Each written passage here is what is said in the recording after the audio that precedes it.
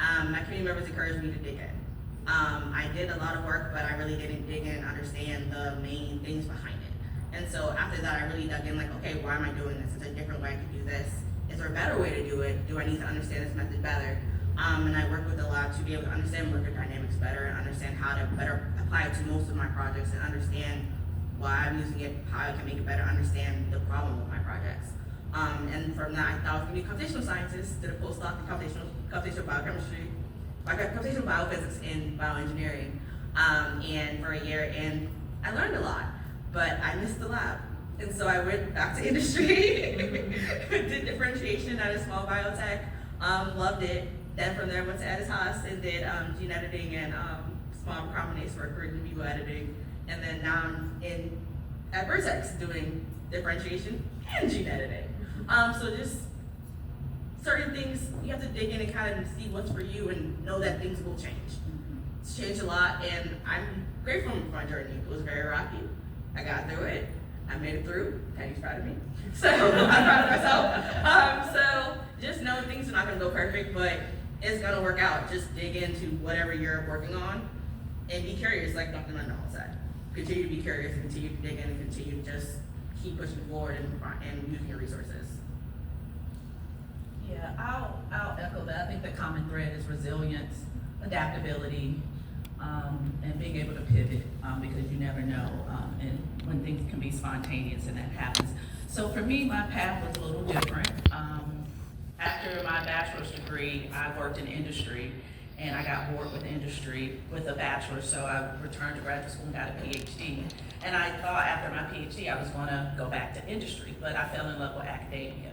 I fell in love with the independence of it, just being able to just think about anything and try it, and that's what made me say, oh, I think I'll be a professor, and just being curious because that's who I am. And so I, went on the market, became a faculty member, and I think for me the resilience piece as well that we had was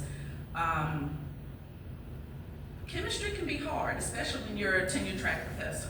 It can be challenging, right? No 2 days look the same, but the resilience that we have in us and the love for the science that we have in us keeps us going. And so one of the things that I learned is that about me is that I'm good with relationships and talking to anybody.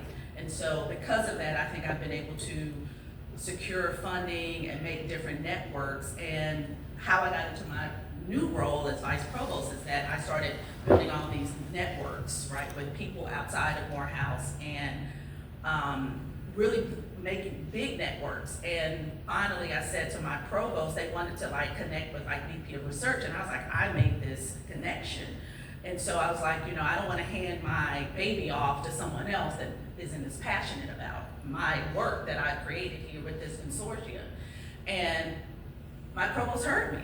So he called me, full transparency moment, he called me to his office. I didn't know why he was calling me. And he basically said, I've seen all the things you've done, your leadership, and I want to offer you a vice provost position. I was like, okay, I already knew what the title I wanted it to be, but you gotta play the game. And so I was literally able to say I want to stay in innovation, and I was able to write my own job description after we went back and forth, and they created the role for me. And so in that space, AI was coming up, and it allowed me now to really focus on how we're using AI in chemistry and STEM, and really build that collectively for the faculty and students at Morehouse College. Don't take that outside of this room.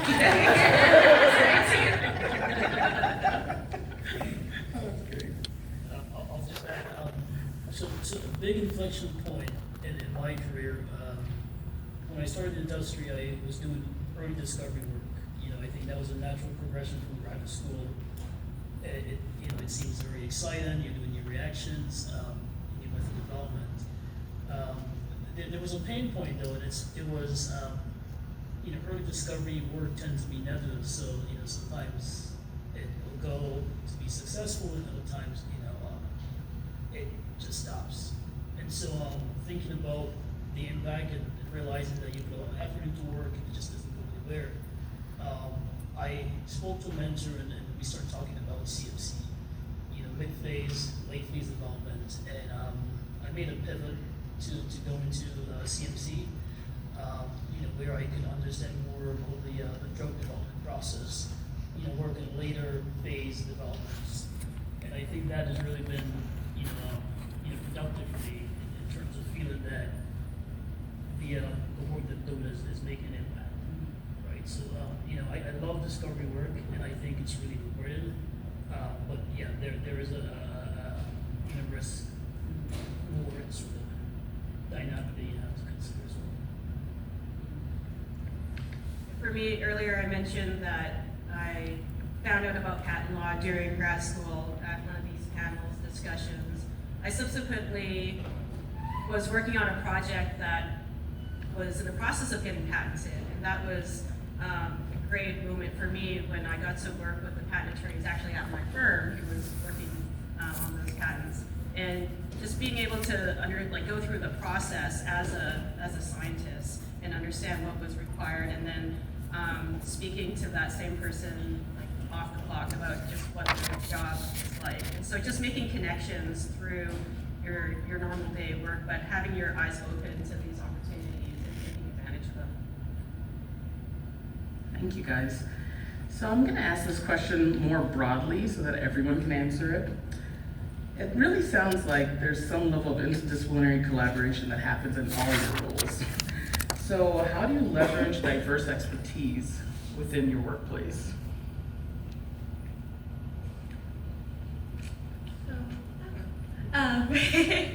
So me personally, I'm a STEM engineering. I make stem cells, edit them, but we don't do the functional characterization in my lab. So we work with another lab and research to do the functional characterization, the full differentiation, and I work with them to help do that. But then PD from there takes our product that we have differentiated, proved it, screened it, said, hey, it's a good clone. They scale up this clone. And so our team works with them to make sure they understand the process, because we have our teams bringing a new process into the method. So being able to work with all these different teams and understand what they're doing, and they understand what we're doing and know how we can help each other, it's very important. And being able to understand what each other is doing. You may not understand it fully, but being able to communicate their science in a way that they understand what you're doing, and they in turn communicate their science. It definitely helps out a lot, and being able to work with everyone in your program and be able to just be on a team. A teamwork is the largest thing and the best thing about being in industry for me. It's not just my projects. I work with everybody. We work as a larger team to be able to achieve a goal to help the patients. So everything that we do is very interdisciplinary. You have to have good people skills. It's a big soft skill you need to learn in undergrad, grad school, and even in industry. Being able to interact with people and being able to work with other people that may come from different backgrounds, or you may not be able to mesh with them as well. Being able to have the skills to be able to work with them is definitely very important. And things won't get done if you cannot work with other people and be able to collaborate and be matrix. It doesn't work that well without it. Well, I think my biggest recommendation in that I've learned is that listening is important. And so listening to understand, not to respond, but listening to really hear what others are saying from different areas. Even if we're all doing science, we all speak different languages, different nomenclature. So just listening and processing that to see if there's ways for collaboration, new developments, or consensus is one of the best tools. In my role now as an administrator, I have to talk with people in science, business, and the humanities. And humanities are fun. Fun. And so really listening to their concerns and understanding things. So that's always been the biggest thing now, listening to understand and having some empathy on where everybody's point of view comes from will help you navigate the situations better in a lot of cross-disciplinary areas. So, I think currently I work in a very cross-functional team. So I work in strategic external development as it relates to process chemistry and drug substance development. It's very intercollaborative between business development, working with early development, QA, QC, manufacturing, and so I think first is just an appreciation that we all have different input, what's your lane and what's mine. So, a lot of time, you really, respecting that project management and program management role in a particular meeting is to really keep us grounded towards a timeline. Sometimes my role is to be technical, sometimes it's to be able to communicate the technical challenges and how that translates to business impact. And then other times it's just, really just listening and allowing external team to really navigate, whatever challenges that we're encountering.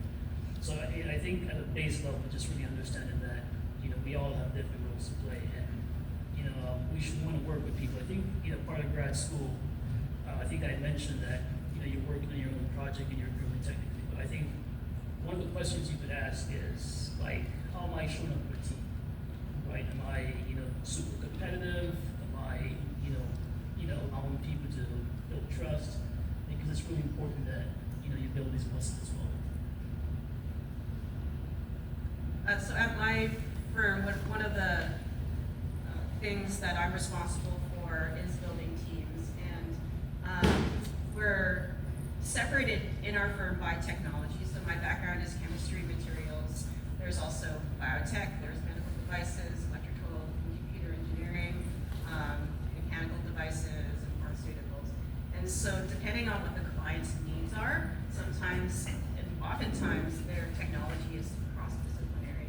So for example, if you're using AI for drug discovery, we need someone from the chemistry or pharma background collaborating with someone who does the AI component, the software side. And so we're often working with people who have very different technical backgrounds than us, and it's a really great opportunity for you to understand beyond your scope of technology what someone else is and how they can contribute to the team. And so I echo what was said here about just collaboration and listening and learning from others. Those are really important skills. And in law, you're often put in different teams with a lot of different people who work in different styles, and being able to adapt to those is really important. Yeah, so I mentioned earlier that at least in a company, legal's kind of like at the center of things, as I like to say. So just to give you a flavor of kind of where I end up. So I attend a lot of meetings with the scientists just when they're going over what they've been doing, what they're working on. I'm there in case they have questions about IP or if something piques my interest, then like maybe we should file on that. So I'm there for a lot of that stuff. We interact a lot with finance, like budgeting things.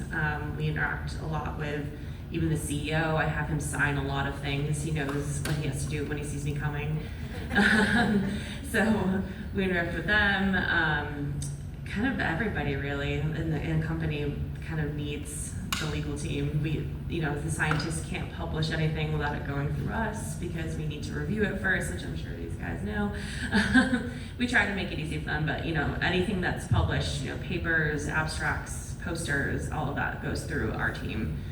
So we interact, a lot with the scientists on that, and the legal team is also very involved in all of our filings with the SEC. So those guys are definitely involved a lot with the finance team. So we interact kind of with everybody in a company, and it's really exciting because we get to be exposed to a lot of things. One of my favorite things I get to do is I interact a lot with business development. So they come to us when they're like, hey, we might be interested in partnering with somebody, or we might be interested in licensing something, or maybe we want to purchase them or whatever it may be. And it's kind of our job to go through what IP that company might have, or do they have something that we think is worth it or not? Or do we think that they're actually telling us the whole story? So we're involved in a lot of that as well. So we're kind of hands in everything, which is pretty fun. Thank you. Dr. Batson, welcome. Hi, sorry. So I'm gonna ask you to quickly say what company you're with and if you've been involved with Novagy in the past, how many years you've been involved, and then I'll ask you a question. So if you want to introduce yourself. Sure. Hi, I work with the Kid Neuroscience. I attended a few industry conferences when I was in grad school, like 12 years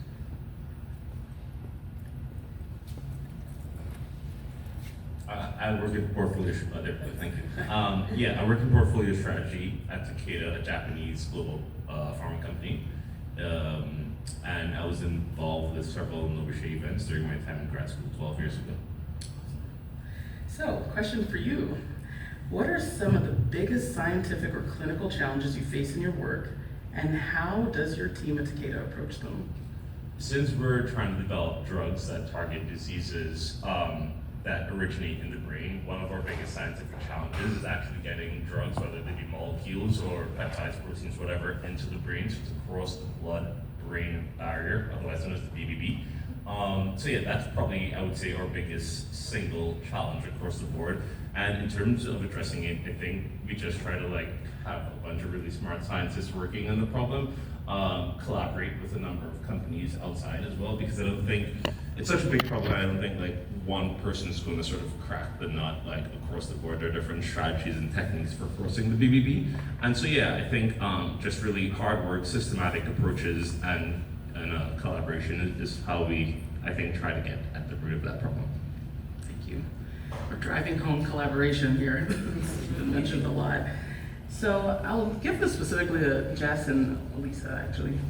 So the question really is for students with a strong science background, what pathways are available if they are interested in careers in IP or patent law, and what skills are essential? You've kind of alluded to some things, Lisa, but if you guys could expand on that.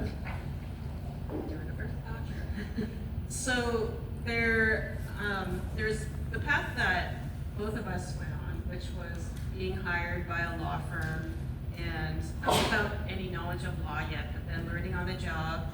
And within that, there are several different tracks. We're both called technology specialists, where you're a scientist learning the law on the job and really using your scientific expertise to help the team. And for me, one track was going to law school afterwards. For me, I worked for 1 year at the law firm and then went to law school for 4 years part-time while still working for the law firm during the day, and then becoming a patent attorney and going from there. There's also tracks where you don't necessarily have to go to law school, and it's called a patent agent track, where you eventually pass the patent bar. There's a bar exam that's specifically for patents that allows you to sign off on papers when you file with the patent office. So you can go on that track as well. I don't know if you want to add. Yeah, that's what I am. Or was. Well, I'm still a patent agent. Oh, right. But yeah, so I did not go to law school, so we definitely have different perspectives on that, or actually maybe the same, I don't know, but yeah, I decided not to. I was at a firm and it just wasn't what I wanted. When you go to law school through a firm and they're paying for it, they expect you to stay afterwards, depending on the firm. But mine didn't. Yours didn't, yeah, mine developed that after I left, but it depends where you are. But so I just didn't want to be in that environment for that long, so I decided to go in-house. But yeah, so you can kind of do either way. So I don't have a JD, but I do see a lot of the times that a JD is sometimes just an easy way to weed people out for jobs. So take that for what you will, but I'm doing okay without it. So Yeah, so we're similar in that way. Yeah. And staying on the law firm side, I would, for example, work with Lisa, who's in-house at a company, and interface with the legal team there. So it just kind of depends on what side you're on. And some of the issues are very similar, but Lisa is much more directly in touch with the inventors and connecting with them and honing the ideas before sending it off to us. yeah. Yeah, it depends on how your company works too. So my company, I do a lot of the actual patent drafting because it's cheaper for me to do it than for them to do it. So I do a lot of the drafting, but when it comes to the actual prosecution, which is the written back and forth between the person trying to get the patent and the patent office, we tend to send that a lot to the law firm. So it really depends on what company you're at, but yeah. So yeah, kind of two different paths, but kind of the same. Thank you. So I'll ask this broader question for everyone. Feel free to jump in. What's a common misconception people have about working in your specific industry or role, and what's the reality? I'll jump in here. So I work for a big pharma company. Previously, I did a biotech startup and worked in biotech investing. And during that time, my perception was that the majority of people in big pharma just kind of work 9 to 5. So it's like 40 hours a week. Very, there wasn't as much pressure maybe as in some other parts of my industry, but that's not the case as of, it's a lot of pressure and people work when they need to, and sometimes it's more than 40 hours a week.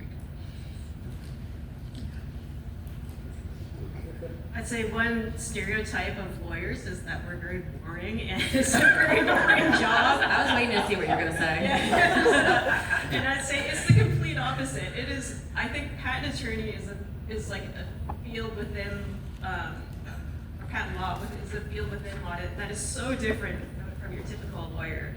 So it's just because you have that, I think we're just all scientists by heart. And so applying that to law is very different from just going to law school and doing the other types. I would say that's one big misconception. Yeah, I'm interested to hear what your misconception is of in-house people.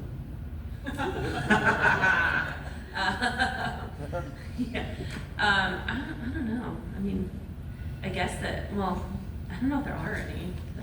Like we do have a better work-life balance, probably.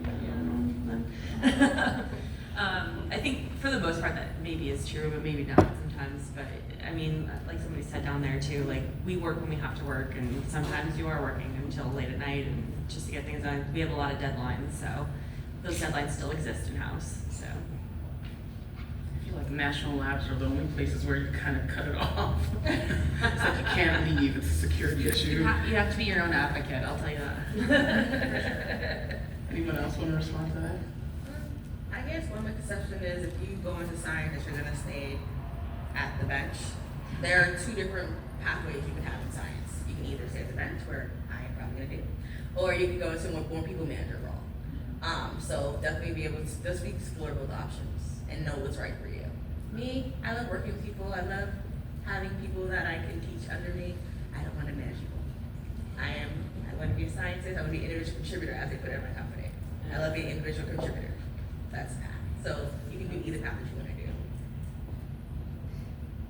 I don't know what the misconceptions are with professors. There's a list. But we don't like to fail students, believe it or not. No 2 days look the same. I think the work-life balance piece is important, and we can kind of drill in because we're focusing on teaching and research and service and things of that nature. But I think,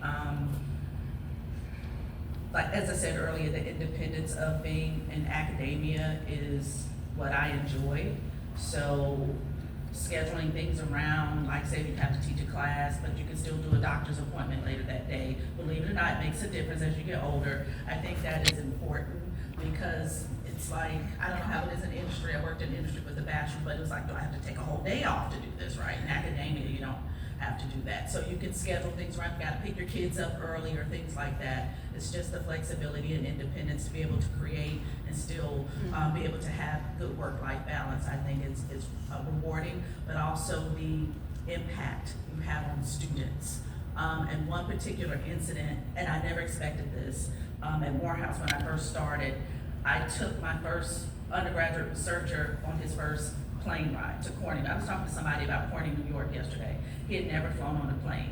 Never in a million years that I think I would be the one taking someone on their first airplane flight. He was scared out of his mind. But that's when I realized the impact and the influence that I have in this role and how I can really establish the legacy for the things that I do and that can impact people for future generations.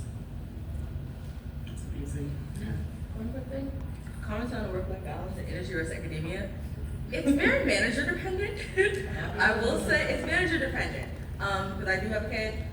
So when I'm at work, but if I have to leave early, say it's a half day or anything, I do that. but I also have weekends that I have to come in and work with differentiation. So it really depends on your position and your job. So you can make work for what you have to do. Yeah, just to jump on that, I think, it's, yes, it's basically your manager, but it's also important that you set those boundaries as well. Right, so, I think the most important thing is to be reliable, right? So if you're reliable, and people expect that of you. And so you can set those boundaries that this is my work hours, and this is